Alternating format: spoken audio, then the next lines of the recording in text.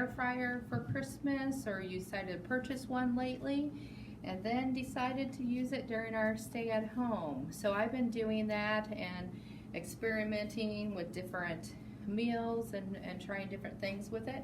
So I just want to go over some of the basics of it, and then just show you a quick, easy chicken that you can make that's from the store too. It doesn't have to be from scratch, that you can put in here. And then I'll share with you another recipe that's a dessert that is where you're using some shortcuts, but you are having to build it together yourself to cook. So once you get your air fryer, of course, when you get it, you want to, look through your manual that comes with it to read all the instructions, any of the safety that you need to make sure, where you're placing it. It does need to have space around it because it does have a fan that blows out at the back. So you do want to have it, especially if you're going to leave on your countertop, a safe area to be in. If you're, of course, just putting it away, then wherever you're going to store it, that's fine. But you do want to go through your manual, go through the accessories that comes with it. This is a Power XL air fryer that was purchased. There are, if you're looking for one to buy, I would go to Good Housekeeping website, and you can just Google them and say air fryers, and they have 15 of the best air fryers that they list on there. I know the Ninja one is at the top, and then they list some of the other ones down. Of course, do your own research. Pricing is, of course, is going to figure into what you're going to purchase. But like I said, when you get it, go through all the items that should be there with it. Mine has a basket, which I'm going to be using for this chicken recipe. There is a drip pan also that came with it that I keep at the bottom for anything that be dripping off, or any extra, pieces from like the chicken that may fall in there. This basket also has in front here where you can put in a handle so that you can pull it out, because this will be hot when you're cooking whatever product in here. So you do want to definitely use this, and how it works is you just squeeze it, put it in, pull this over so it keeps, control there, and then you pull out your basket. And I also have some racks that were given with too that you can use for, fries and anything crispy that you're wanting to make in there too, that you can use these for. So our first thing will be to plug it in. So once you plug it in, it's going to, of course, go off, but that does not mean it's on. So you're going to want to push this power button that's lit up to turn it on. And once you do, then you're going to see everything that lights up. It does have its settings of 350 and 15 minutes that are default settings that's going to go to automatically. And then you have these other ones that can be pre-programmed to put in whatever, items, chicken, fish, there's shrimp, there's pizza, it looks like, whatever you're making, that it automatically, you can program those in to set to that time and that temperature and that time that you're going to set it for. So for today, what I'm making is it's just chicken breast chunks. And it actually, this product that I have, it is on the back. It says, hey, it tells you instructions for the air fryer on what to set it to.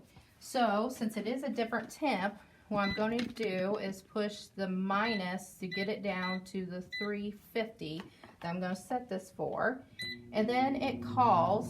Of course, it already will start up, but I'm not doing 15 minutes. This needs to cook at 8 minutes. But I usually have it cook over that just because you're wanting to warm it up. So I'm going to go down to 12 minutes to let it kind of warm up. And then I'm going to put these in at 10 minutes. All right, so now that we're at 10 minutes, I'm going to take my chicken and I'm going ahead and put it in here to cook. And I know I didn't use the handle, but right now the basket itself has not been cooked in here, so it's not hot. So it's okay.